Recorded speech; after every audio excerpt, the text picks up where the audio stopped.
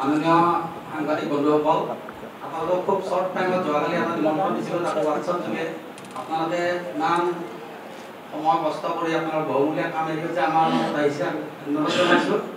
এতিয়া আমাৰ প্ৰেছমিট আৰম্ভ হ'ব, তাৰ আগতে আমাৰ মাননীয় সহকাৰী সম্পাদক দাদাক খবৰটো অনুৰোধ জনাইছোঁ। ক্ষেত্রীয় সংগঠন মন্ত্রী ডক্টর দীনেশ তিওয়ারিজি উপস্থিত আছে। আমার উত্তর পূর্ব প্রান্তর সভাপতি মাননীয় পৰমেশ দত্তজী, আমি এতিয়া তেওঁলোকক আগবঢ়াই দিছোঁ, তেওঁলোকে প্ৰেছ মিট আৰম্ভ কৰিব।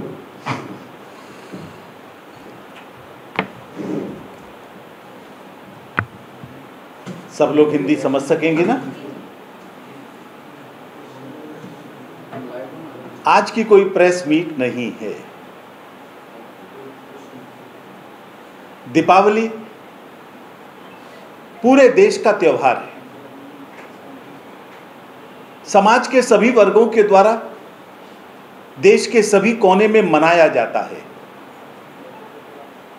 और ये हमारी हार्दिक इच्छा थी कि वर्ष में कम से कम एक बार अपने पत्रकार मित्रों के साथ बिना किसी विषय को लेकर एक इनफॉर्मली मीटिंग हम लोगों की हो। तो यहां पर मैं आया हुआ था, कार्यकर्ताओं की इच्छा हुई कि दीपावली से बढ़िया मौका कौन सा हो सकता है, तो आज बिना किसी विशेष विषय के एक इनफॉर्मल मीटिंग हम लोगों की दिवाली मंगल मिलन के रूप में हम लोग कर रहे हैं। आप सब लोगों को विश्व हिंदू परिषद की ओर से और व्यक्तिगत रूप से मेरी ओर से दीपावली की हार्दिक मंगल शुभकामनाएं। मैं प्रभु राम से प्रार्थना करता हूं आप सबका जीवन मंगलमयी रहे, सब प्रकार के कष्टों से दूर हो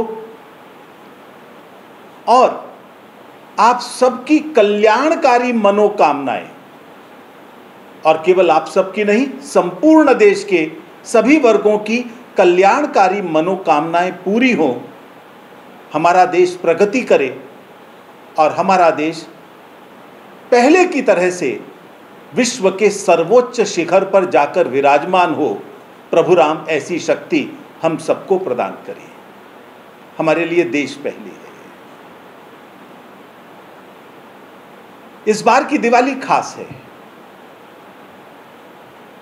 हम सबको ध्यान में है कि रामलला की प्राण प्रतिष्ठा अयोध्या में हुई थी। उस प्राण प्रतिष्ठा के बाद की ये पहली दिवाली है, इसलिए खास है। प्राण प्रतिष्ठा के समय 500 वर्ष के संघर्ष के बाद भगवान राम के विग्रह की प्राण प्रतिष्ठा अयोध्या में हुई थी, अपने जन्म स्थल पर हुई थी। अयोध्या का मंदिर एक सामान्य मंदिर नहीं है, उनके जन्म स्थल का मंदिर है।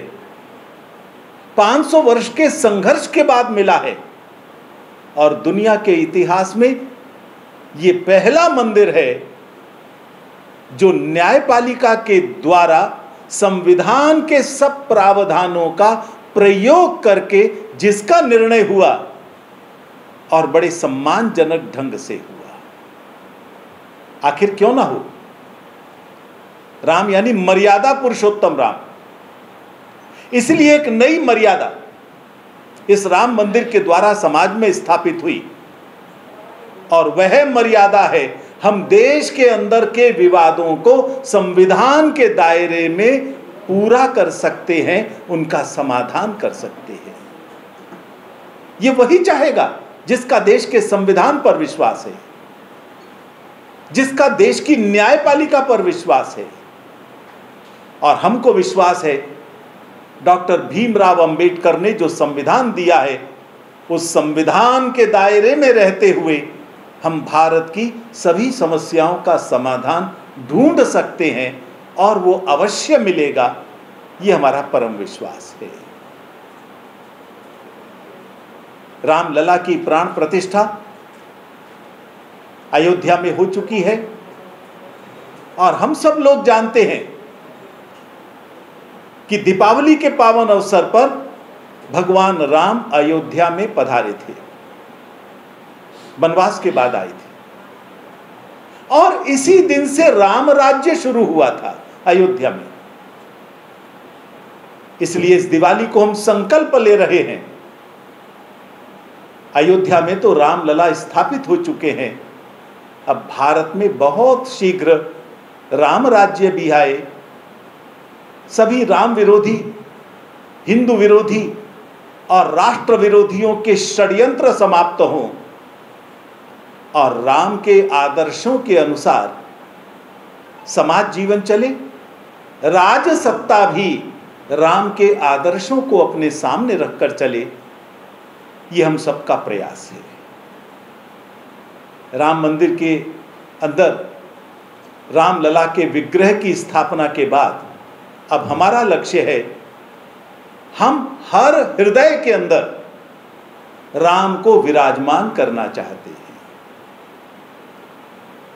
मंदिर के बाद हर व्यक्ति के अंदर चाहते हैं, और जब हम राम को स्थापित करने की बात कर रहे हैं जीवन के अंदर, तो वो राम के आदर्शों को स्थापित करने की बात कर रहे हैं। आप सब लोगों ने राम की कथाओं के बारे में सुना होगा। भारत की लगभग सब भाषाओं के अंदर राम कथाओं की रचना की गई है। कुछ अंतर हो सकते हैं, लेकिन मूल बात वही है। भाई कैसा हो, पति कैसा हो, पत्नी कैसी हो, राजा कैसा हो, मित्र कैसा हो, तो इस प्रकार के जो आदर्श हैं, इस प्रकार की मर्यादाओं के उत्तर हमको राम के जीवन में मिलते हैं। प्रत्येक भारतीय का हृदय ये राम के आदर्शों से भरपूर हो, ये हमारा प्रयास है। और मुझे लगता है, ये विश्वास है कि हम अपने इस प्रयास में अवश्य सफल होंगे। और इस विश्वास का एक कारण है,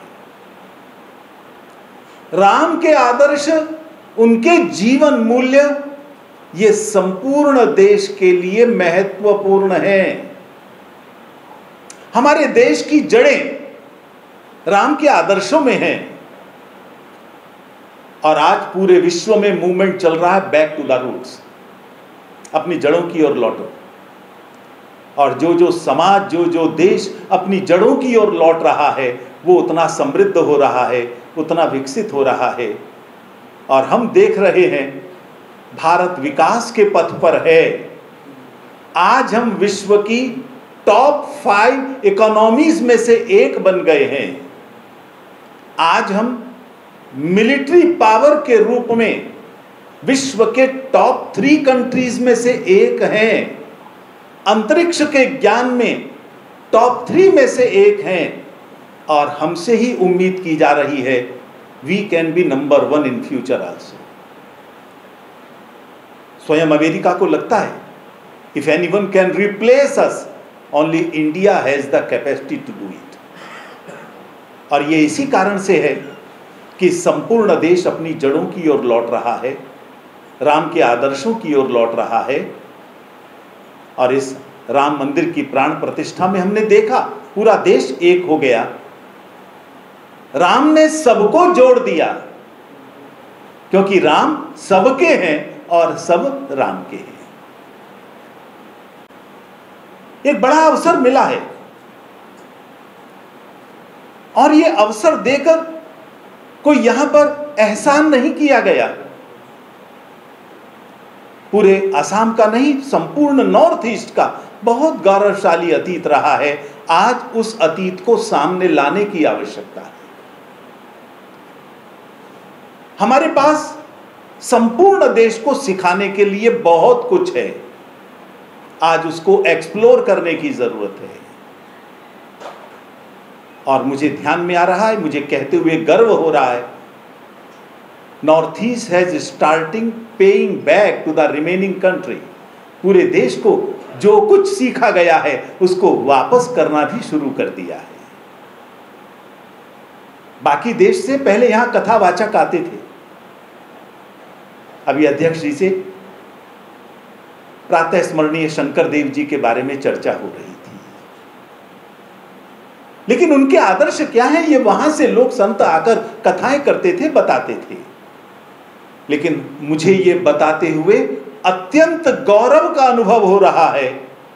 इस बार आसाम की एक लड़की ने जाकर दिल्ली के अंदर कथा वाचन की और उस कथा वाचन की सब लोगों ने प्रशंसा की। यानी यहाँ की विद्वत्ता, यहाँ का इतिहास ये पूरी दुनिया के सामने आए। आज इस चीज की आवश्यकता है। आज नए प्रकार के विमर्श पूर्वोत्तर को गढ़ने की आवश्यकता है, और वो विमर्श है धर्म से प्रेम के, वो विमर्श है भक्ति के। ये भक्ति का केंद्र रहा है। बहुत बड़ा वार्निंग बेल है। जहां हिंदू घटेगा वहां क्या हो सकता है।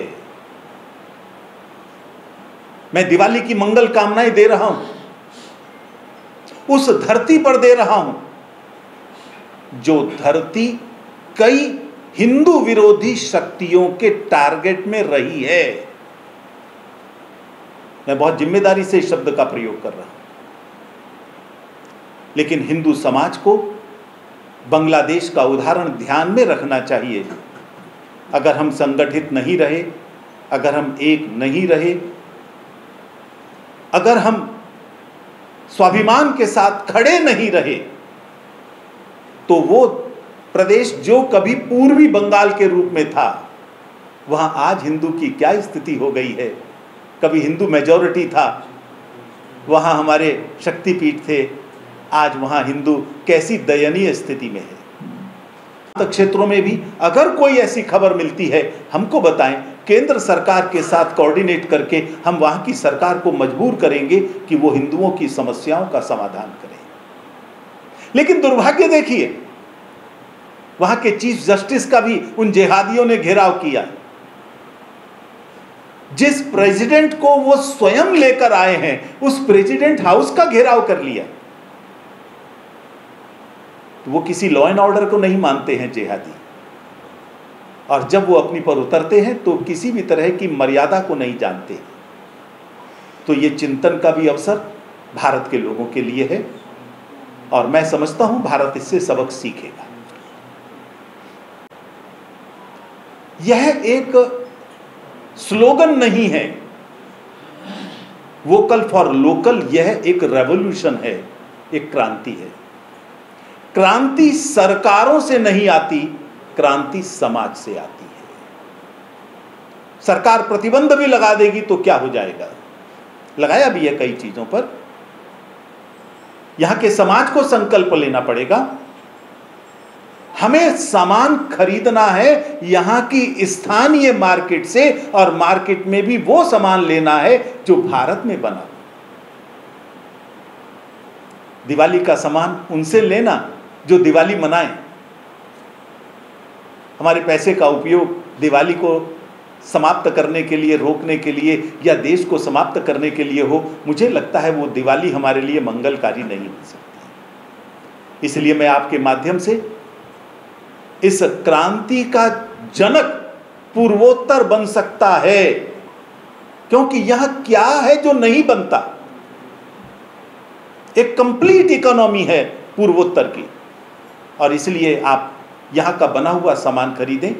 अपनी पूजा के अंदर प्रयोग आने वाला सामान वही होना चाहिए जो भारत के अंदर बना हो, भारतवासियों के लिए बना हो, और दिवाली की पवित्रता को ध्यान में रखकर बना हो। নাগাইলৈকে পুনৰবাৰ মোৰ ধন্যবাদ। খুব কম সময়ৰ ভিতৰতে আপোনালোকে আহিলে আৰু কেন্দ্ৰীয় মহামন্ত্ৰী সুৰেন্দ্ৰ জৈনৰ পৰা আটাইখিনি বক্তব্য শুনিলে, দেৱালীৰ তাৎপৰ্য শুনিলে, দেৱালীৰ শুভকামনাৰ দ্বাৰা আমি কি বিচাৰিছোঁ দেশখনৰ উন্নতিৰ বাবে তাৰ বিষয়ে শুনিলে। আশা কৰোঁ আপোনালোকে এই বাৰ্তা সমগ্ৰ অসমত প্ৰচাৰ কৰি দিব পাৰিব যে আৰু এই দেৱালীটো আমি অতি উলহ মালহেৰে আনন্দ উৎসৱেৰে পালন কৰোঁ। আপোনালোক আটাইৰে সুখ শান্তি মংগল কামনা কৰি মই আপোনালোক আটাইলৈকে শুভকামনা জনালোঁ। সৰ্বে ভৱন্তু সুখিনঃ সৰ্বে সন্তু নিৰাময়া। এইটোৱে হ'ল আমাৰ মূল বক্তব্য আপোনালোক আটাইলৈকে শুভকামনা জনাই মই পুনৰবাৰ আপোনালোকক বক্তব্য সামৰিছোঁ। ধন্যবাদ। অভিনয় কৰাৰ হেঁপাহ আপুনিও পুহি ৰাখিছে নেকি? আপোনাৰ অভিনয় কৰাৰ অভিজ্ঞতা নাই? কোনো কথা নাই। আপোনাৰ বাবে আহিছে সোণালী সুযোগ। 29 ছেপ্টেম্বৰত দিনৰ 9 বজাৰ পৰা নিশা 8 বজালৈ বলিউড তথা হলিউডৰ চিনেমাৰ বাবে অডিশ্যন হ'বলৈ গৈ আছে গুৱাহাটীৰ কাহিলীপাৰাস্থিত জ্যোতি চিত্ৰবনত। 5 বছৰ বয়সৰ পৰা 17 বছৰ ব্যক্তিয়ে কৰিব পাৰিব অংশগ্ৰহণ। পঞ্জীয়ন হ'ব বিনামূলীয়া। নিৰ্দিষ্ট ৱেবছাইটত কৰিব পাৰিব আবেদন।